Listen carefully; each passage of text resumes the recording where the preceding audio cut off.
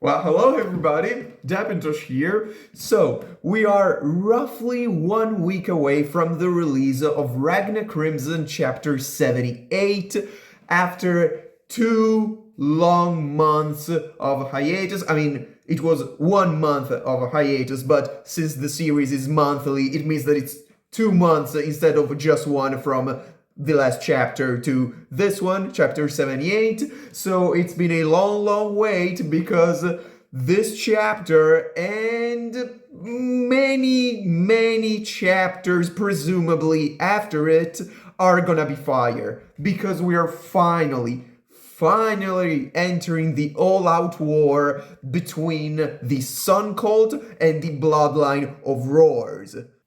This video will of course contain spoilers up to chapter 77, so beware. So this is a list of things that we want to see in this war, like plot points that are open and that will have to be closed. So one thing that most likely we will see in this war is Ragna's new weapon. So in chapter 73, Carla, the Saintess of Time, tells Ragna that one fragment of the bigger fragment of the Silver Comet, the one that they found in the Rugia silver mines, one part of that fragment of the Silver Comet will be turned into a new weapon by the Sun Cult for Ragna. Now we know that Ragna has been fighting with a weapon so far in part 2 of the series, but that weapon was like the hilt of the sword that he used in the final fight of part 1. Do you remember the super cool sword that Starlia made for him? Yeah, so now he has the hilt because the rest of the sword was destroyed by Walter Kamui, and he uses that and kind of uses it to project, like he uses the hilt to project the rest of the sword as energy. Like he has basically a lightsaber with silver aura, and that's its hilt. But now he will have another weapon, although in the final pages of chapter 77, we see him in line with the other Dragon Scourges, with the Sun Cult, and he seems to still have that hilt of his previous weapon.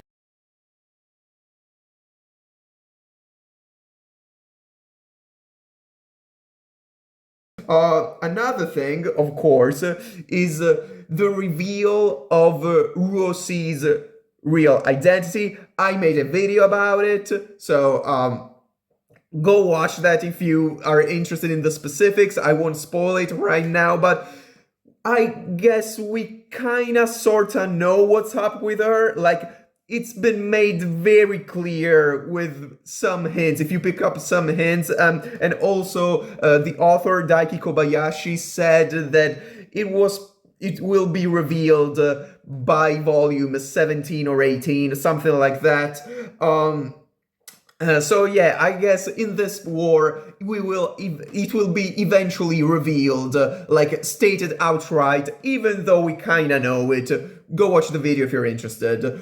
Another thing is, the Argentum Corps mages that are in Gehenna. We find out in chapter 77 that the mages troop of the Argentum Corps, which apparently split before split from the Corps before they joined, before the rest of the Argentum Corps joined the Sun Cult, and apparently they are in Gehenna. Now, I don't know if Majorca is with them, because we see a person at some point in chapter 77, and I don't really know who they are.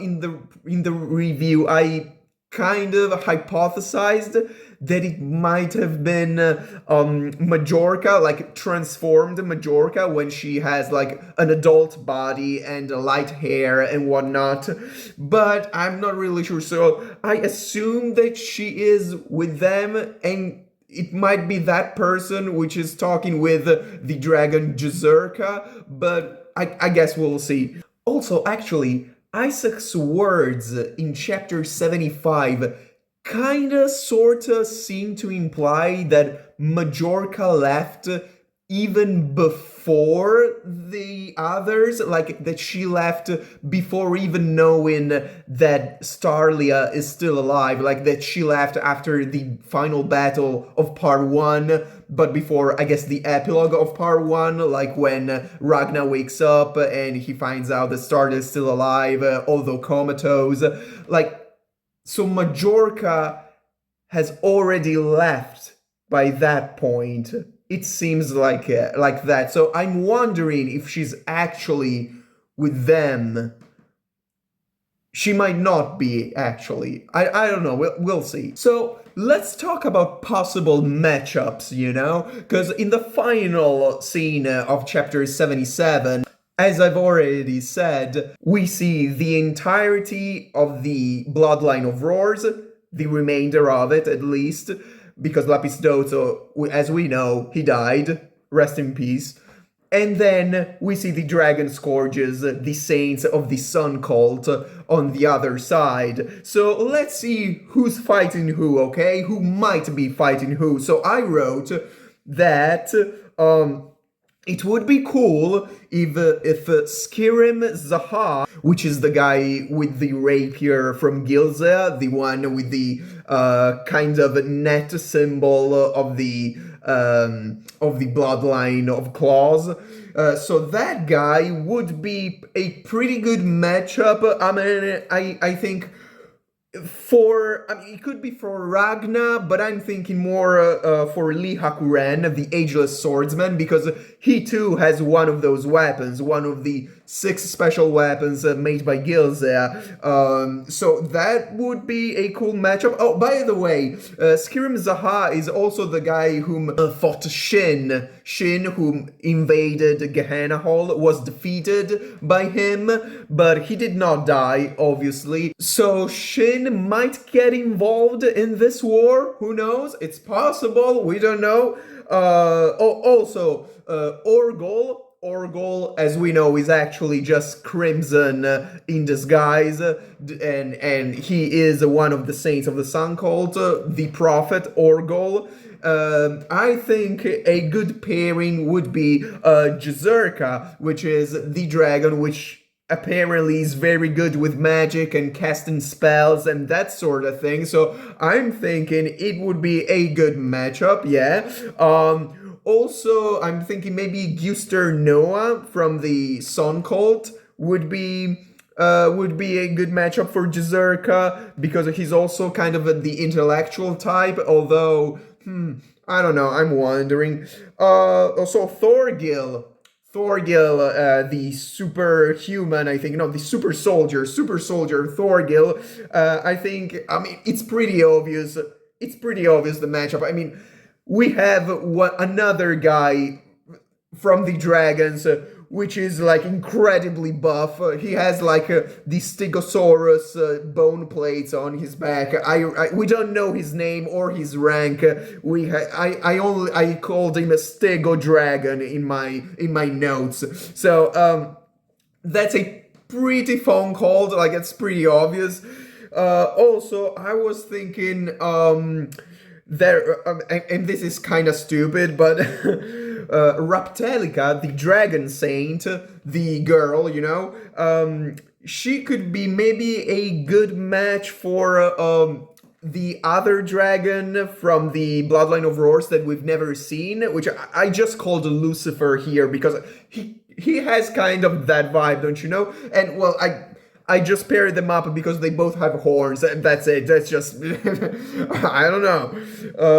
Also, well, obviously, the clash of the two commanders, Bagram and Diula Polonelo, that would be, like, pretty obvious, pretty cool. And also, yeah, also this is very stupid. Like, we have Lupowa, which is one of the, I assume, lesser ranked dragons, as in maybe 9th or 10th place or something like that.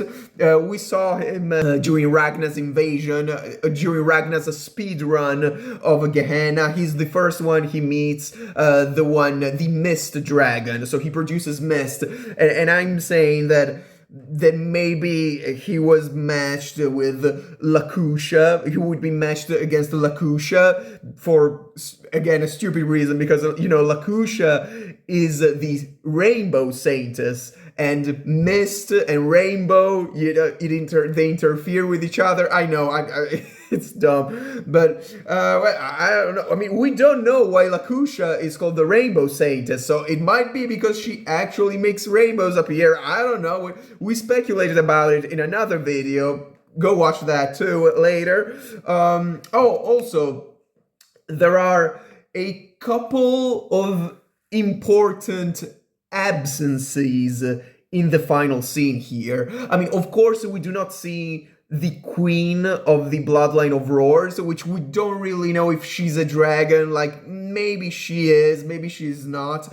Anyway, we don't see her in the final scene. We don't know where she is. I assume she's in Gehenna, maybe in Isel, the deepest level, and she will probably get involved at some point during the war. But on the side of our heroes, quote unquote, of the Sun Cult, we don't see Carla, the Saintess of Time, but that makes sense, as she's probably in the rear guard, like, all the clones just healing, using healing magic, using time magic to heal. She might be there doing that, or preparing to do that. Where is Nim Hamnim? We don't see her between the dragon scourges on that line there. Is she still a failing clone? Because, she died in the Rugia silver mines, and the one that then we met in chapter 73 is but a clone, and an imperfect clone, because, her magic does not work very well. We saw her trying to conjure, I guess, a cage, but it was very jaggy. It was not well done. So, have they made more clones of her? No more clones of her? Where is that clone? Is that clone still the clone? Did they manage to make a perfected clone, much like, Ultimatia and the current Lakusha? Well, I don't think so. I think that whatever clone they have right now, and however many they have, they are still defective, so to speak, because we see her talking about how she thinks that since her powers are now neutered because she's an imperfect clone, she is not now, because she had basically two powers. One is the conjuring cages stuff, and the other one that she brought misfortune towards everything that was around her. That's probably because she goes around in a cage so that nobody just touches her, okay? But now this misfortune kind of power, or I guess curse, is also neutered. So now she's like, oh, maybe now I can pull off marriage. Maybe now I can get married without having fear of just killing my husband or wife, whatever that is, my spouse, just by touching them, just by interacting with them. So I think that would be the course, the natural course that character should take. So I don't think we have a perfect clone. I think that wherever she is still an imperfect clone. So yeah. Another thing that I have written here is, well, who's the traitor? Because I know what you think. It's Gain, of course. We We see him retrieving the piece of the king, the monarch of bones. We see that that's clearly him. It has the laughter, it has the scars, the hair, the physique, and even his corpse soldiers that he has behind him. Like, I'm pretty sure that it's him and it's not like an illusion. We also know that apparently, I mean, we saw him retrieving the piece, but the Sun Cult is none the wiser. Apparently, like, official records say that it was never found.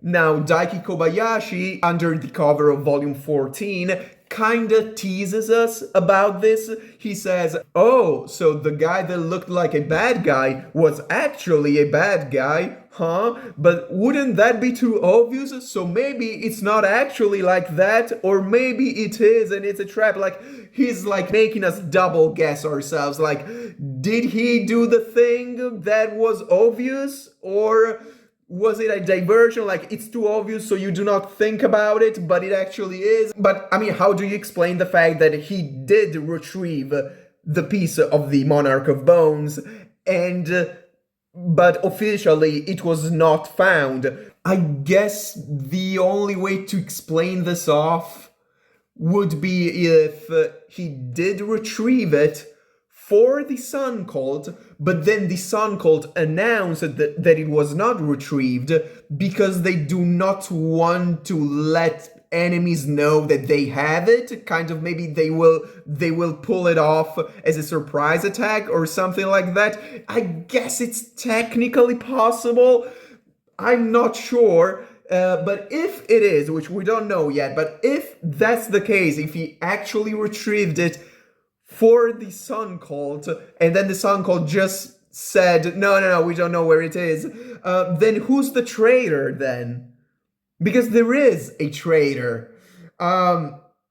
Is it Marionetta, whom just winked at Glasnowak, and then Glasnowak skedaddled? No, I'm just kidding. I don't think that means anything, but if it does, you've heard it here.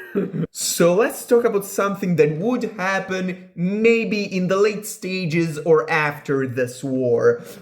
We know the Lapis Dozzo, the Labyrinth Dragon, before dying, rest in peace, he managed to dig a tunnel from Gehenna Hole, so I guess around modern day Iran. I mean, Gehenna Hole goes from Kazakhstan all the way to Central India. So I guess from Central Asia all the way to the easternmost parts of Asia, because that's the tunnel that the Bloodline of Roars intends to use to attack Japan. So I guess the tunnel may go up until like eastern China, and from there they can just fly over the Sea of Japan and reach Japan. So will it be used by whoever wins this battle? I guess that if Ragna and his faction wins, they can actually use that thing to go to Japan and fight against Khotan-Ran and Sigmalio and Glasnowak and the Bloodline of Scales. They can use it, or I guess if the Bloodline of Scales and company finds it before, they can use it like in reverse and reach Gehenna Hole and maybe join the war. I hope that doesn't happen, but who knows. Also, this war will be, for Ragna, kind of a moral conundrum, because the point is that, as we've discovered in the latest chapters, the cult, the Sun Cult, is not really a good organization. Like, it might be better than being eaten by a dragon, sure, but it's pretty bad. Like how they suppress dissent, how they exiled the people with the silver hypersensitivity, just like Gargantina and the old granny, I think her name was Celine or something like that, Shireen. Also, if you're a 4th grade believer in the sun cult, you're not even considered a person, you're considered a disposable object by law. So yeah, and Ragna knows it. Ragna came to know all of this and he was shocked, and rightfully so. So the sun cult is kind of bad, and at the same time, Crimson does not want Ragna to discover that in the deepest level of Gehenna Hall, Isel, there is a city inhabited by humans, which we know, we saw, and those humans are actually protected by Bagram and the bloodline of Roars. They are humans which are not attacked by dragons, which is, I guess, the only interaction that Ragna knew up till this point. They are, on the contrary, protected by them. Now, protected from what? Well, I guess, and it's my theory, but I think that those people might be the rejects from the Sun Cult and their descendants. Like, I think those are the people with silver hypersensitivity, or that did not really like how the Sun Cult wanted to dismantle their allegiances to their family and whatnot. I guess those might be the rejects or people who fled from the Sun Cult and they are now protected by Bagram. There's a tweet from like a week ago or something, or from this week, from Daiki Kobayashi, the author, which is a sketch of one page from next chapter, chapter 78, and in it we see a crowd cheering for Bagram. I assume this takes place inside of Isel. I think they are Bagram is still in Gehenna right now. He's not outside with the other dragons of his bloodline. So yeah, what happens when Ragna finds this out? Maybe there is a possibility, a maybe big possibility, like a high chance that Ragna might genuinely flip sides. Because, I mean, we don't really know why Bagram and his queen are protecting these humans, but there's something very humane about Bagram. I want it to be clear, because he not only does he protect humans, he also deeply resents Kotenran and Sigmalio, saying that they have lost their humanity, and that's why he had a tunnel made, because he wants to go and kill them. Now, we don't know the specific reason, what happened specifically. We know that he hates them a lot, that he's like, oh, they just see me as a replacement of the previous monarch of Roars, which was Rex, Crimson's friend. So I guess there is something about Bagram and the general disposition of the bloodline of Roars that might just convince Ragna that they are actually the lesser evil, because Ragna hates the cult and everything, but he's like, okay, if it's to defeat the dragons, but what if the dragons are better? You know what I'm saying? And lastly, I want to talk about the scene. There is a scene in chapter 70 of Ragna Crimson when Ragna is holding Lirosi in his arms. This is, I think, after he fought Lapisdozzo and Gargantina, and before he starts the fight against Glesnowak, before Glesnowak arrives. He is holding her in his arms, and at some point he stumbles upon the fragment of the King of Bones. He sees sort of the ghost, but not really the ghost. Like, he sees an apparition of the Monarch of Bones, Banco, it's his name, and that apparition says, I can't see anything, I want to hear your voice, Rex, which is, of course, the previous Monarch of Scales. And then this apparition kind of fades away, So Ragna, he readies his attack because he clearly wants to attack it and destroy it. But then there is a black panel, which just a balloon in the center, which reads "The King of Bones." So this line is said, I assume, by Ragna, I think. And then you just don't see what happens next. The next thing you see, Ragna is holding Rosie again. They are walking and they start talking about something else. And then we see chapters later, in chapter 72, the scene we were talking about before, where Gain retrieves that fragment of the Monarch of Bones. So why did Ragna not destroy that fragment? What happened in that scene, after that scene? What's the missing piece in that scene from chapter 70? Did somebody or something stop Ragna for some reason? What was it? Rosie? Was it Gain? Did Gain say, no, just leave it here, I'll deal with it later?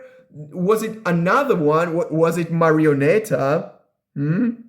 Well, no, seriously, there is something there that the author hid from us that he will reveal, because it doesn't make any sense, honestly. Like, he had the perfect opportunity to destroy a piece of a monarch, and he just didn't and never talked about it. Like, what happened there? So guys, I really appreciate you staying with me up until this point. Next week, new chapter, so the video will drop shortly after. And go watch the video about geography. That's very cool. I like the video a lot. And kisses.